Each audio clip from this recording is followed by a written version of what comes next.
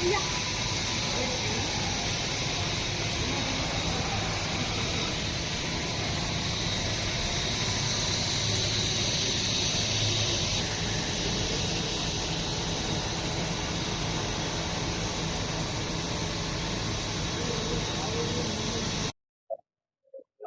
నా నమస్కారము.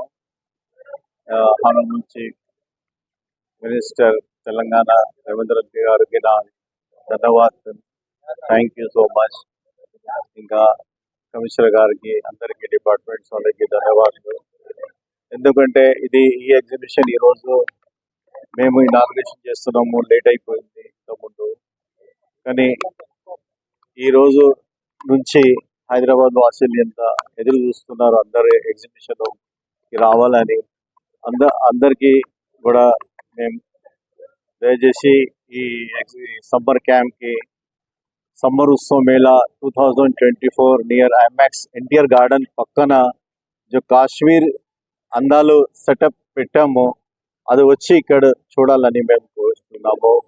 ఈ ఎగ్జిబిషన్లో 200 స్టాల్స్ ఉన్నాయి, handicraft and fancy and food items, ఇంకా అమ్యూజ్మెంట్ రైడ్స్ అండ్ చాలా వెరైటీగా ఈ ఎగ్జిబిషన్ నేను ఎవ్రీ ఇయర్ ఆర్గనైజ్ చేస్తాను.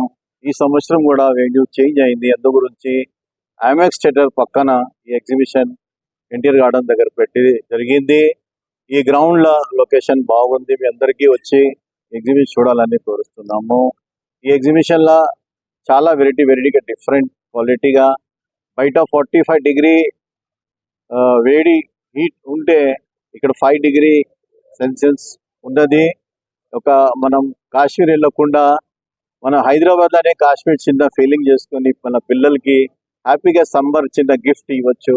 మన మొత్తం కుటుంబంకి తీసుకువచ్చి 2-4-5 అవర్స్ ఎంజాయ్ చేయవచ్చు. ఇది 100 రూపీస్ టికెట్లో మీరు చిన్న కాశ్మీర్ వచ్చి చూడాలని మేము కోరుతున్నాము. ఇంకా ఈ టైము ఎగ్జిబిషన్ టైమింగ్ వచ్చి 2 గంటల నుంచి 2 PM నుంచి 11 PM వరకు ఉంటుంది. ఈ టైమింగ్ కూడా మీకు తెలివి కావాలని చూపెడుతున్నాము. ఇంకా చెప్పండి సార్. అసలు ఏప్రిల్ మాసంలో స్టార్ట్ కావాల్సింది, అసలు ఎందుకు ఇంత ఇది ఎందుకు లేట్ అయిందంటే కొంచెం లేట్ అయిపోయింది. ఇప్పుడు స్టార్ట్ ఈరోజు చేస్తున్నాము, కొంచెం అలా అయిపోయింది. కానీ ఇప్పుడు ఈరోజు స్టార్ట్ చేస్తాం. ఇప్పుడు మేము June 5th వరకు పర్మిషన్ మాకు వచ్చింది. మళ్ళా చూసి జనాలు ఇంకా కావాలంటే అప్పుడు డిమాండ్ నుంచి ఏమైనా మనం తర్వాత ఎక్స్టెండ్ చేసుకొని ఏదో చూద్దాము. ప్రస్తుతానికి ఇప్పుడు మీరు వచ్చి చాలా ఎంజాయ్ చేయవచ్చు. ఆల్ తెలంగాణ మీడియాకి కూడా నమస్కారం చేస్తున్నాను. వాళ్ళు కూడా మాకు చాలా కోఆపరేట్ చేశారు, ధన్యవాదాలు చేస్తున్నాను, థ్యాంక్ యూ చెప్తున్నాను.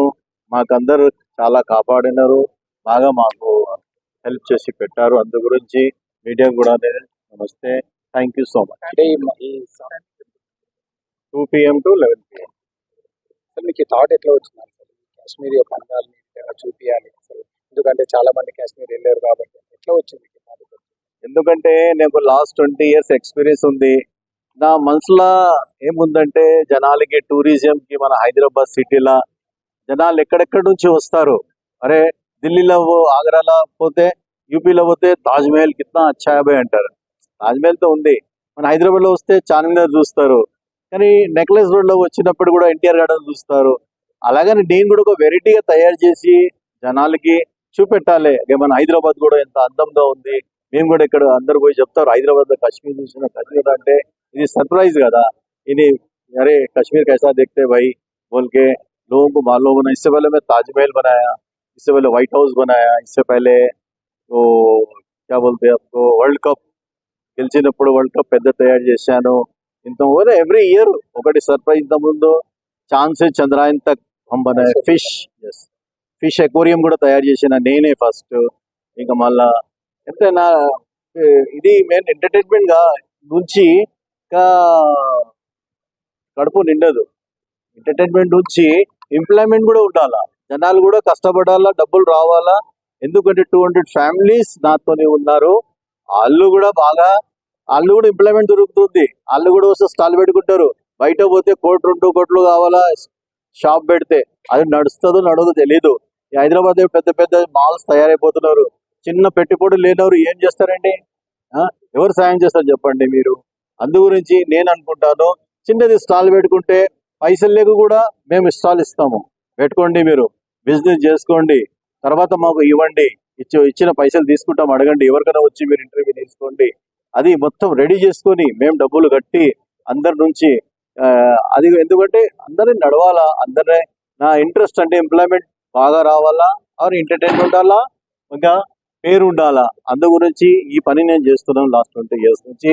మాకు ఏమి లేదు, టైం మీద పర్మిషన్ దొరికితే అదే మాకు సహాయం, చాలా హ్యాపీగా ఉంటాము. అందరూ సమ్మర్లో 2 పైసలు సంపాదించుకుంటాం, వల్ల వర్షాకాలం వస్తే మాకు పర్మనెంట్ షాప్లు ఏం లేవు అండి, ఎక్కడ పోలేము. అందు గురించి త్వరపడతాం మేము, తొందరగా కావాలి, తొందరగా కానీ. Only thank you so much all department, media.